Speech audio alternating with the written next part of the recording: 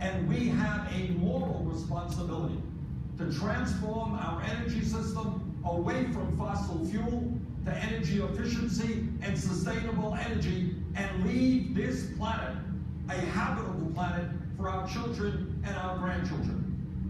Today in America, we have more people in jail than any other country on earth.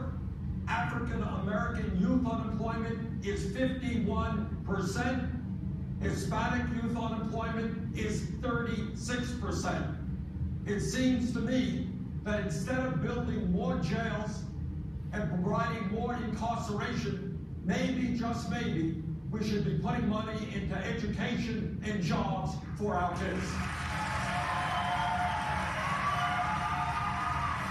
What this campaign is about is whether we can mobilize our people to take back our government from a handful of billionaires and create the vibrant democracy we know we can and should have. Thank you.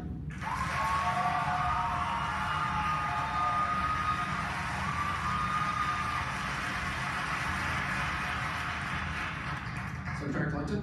Well, thank you, and thanks to everyone for hosting this first of the Democratic debates. I'm Hillary Clinton. I have been proud and privileged to serve as First Lady, as a senator from New York, and as Secretary of State. I'm the granddaughter of a factory worker and the grandmother of a wonderful one-year-old child. And every day I think about what we need to do to make sure that opportunity is available, not just for her, but for all of our children. I have spent a very long time, my entire adult life, looking for ways to even the odds to help people have a chance to get ahead. And in particular, to find the ways for each child to live up to his or her God-given potential. I've traveled across our country over the last months listening and learning, and I've put forward specific plans about how we're going to create more good-paying jobs by investing in infrastructure and clean energy, by making it possible once again to invest in science and research, and taking the opportunity posed by climate change to grow our economy. At the center of my campaign is how we're going to raise wages. Yes, of course, raise the minimum wage, but we have to do so much more, including finding ways so that companies share profits with the workers who help to make them. And then we have to figure out how we're going to make the tax system a fairer one. Right now, the wealthy pay too little and the middle class pays too much. So I have specific recommendations about how we're going to close those loopholes, make it clear that the wealthy will have to pay their fair share, and have a series of tax cuts for middle class families. And I want to do more to help us balance family and work. I believe in equal pay for equal work for women, but I also believe it's about time we have paid family leave for American families and join the rest of the world. During the course of the evening tonight, I'll have a chance to lay out all of my plans and the work that I've done behind them. But for me, this is about bringing our country together again. And I will do everything I can to heal the divides economically, because there's too much inequality, the racial divides, the continuing discrimination against the LGBT community, so that we will work together. And yes, finally, fathers will be able to say to their daughters, you too can grow up to be president.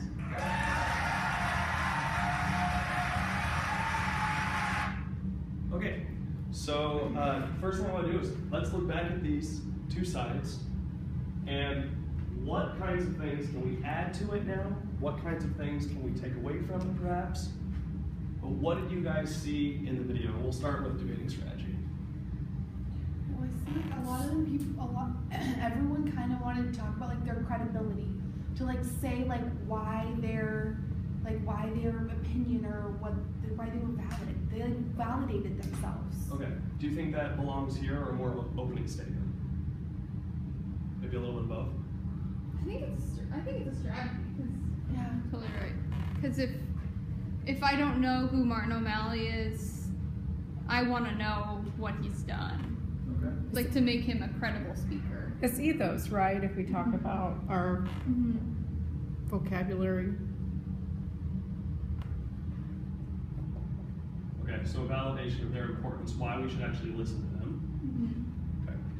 I wrote down family values. Bernie Sanders was the only one that didn't talk about family.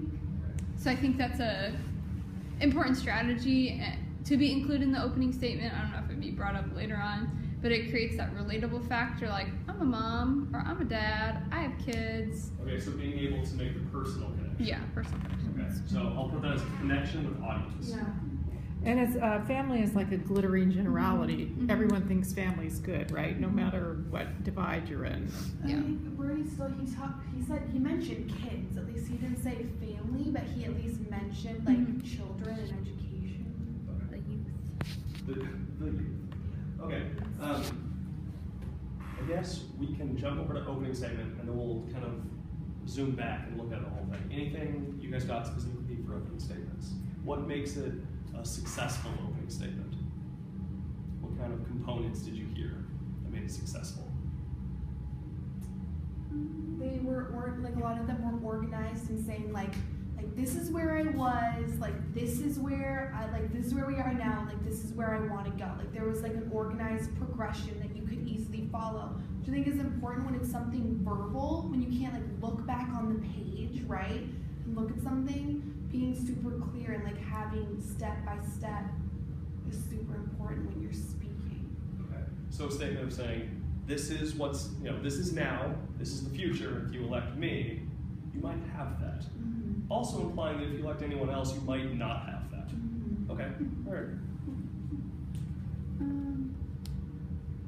I kind of wrote down that each of them it was sequential, so it more or less gave their highlighted stance, which we put up there. So you could tell from the opening statement what the speaker stood for. Okay. Oh, and they all tried to have a really strong end note. Everyone really focused in on what they were going to say at the end, especially Hillary. She really ended with a bang there. She was super proud of herself, too. She was hitting it and she knew it. She's like, oh, that's a good one. That was great. Okay. Is there anything up here that you think are the most important things to highlight?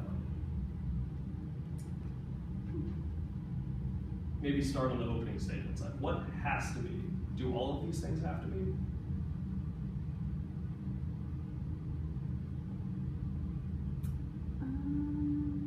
I think maybe stating the tagline and mission statement are less important. It's kind of like included in some of those others.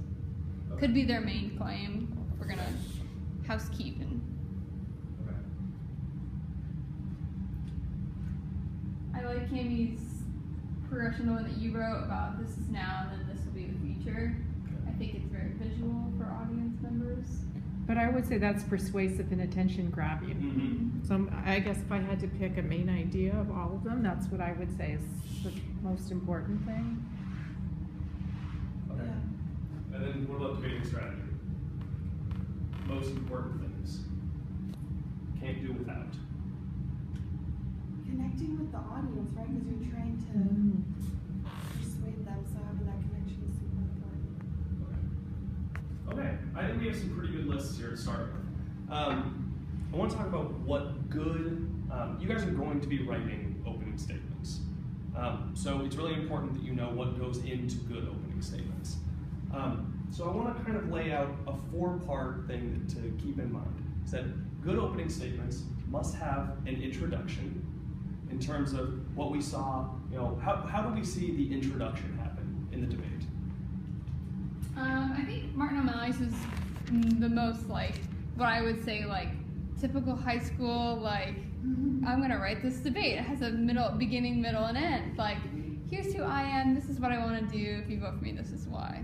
Yeah. So Exactly. Martin O'Malley starts with saying, "Hi, I'm Martin O'Malley. I have a family."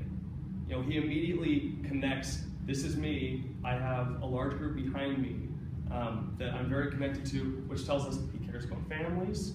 He's personally connected to them, and immediately, within the first 10 seconds, we are connected to him as well, because everyone has families. Okay, so a clear introduction. This is who I am. Maybe lay out why you're running right then. What about the second part that has to be inside an opening statement is a clear argument. how did we see that in each of the 3 opening statements that we saw? A clear argument, or in their cases, several clear arguments. Maybe I'm special.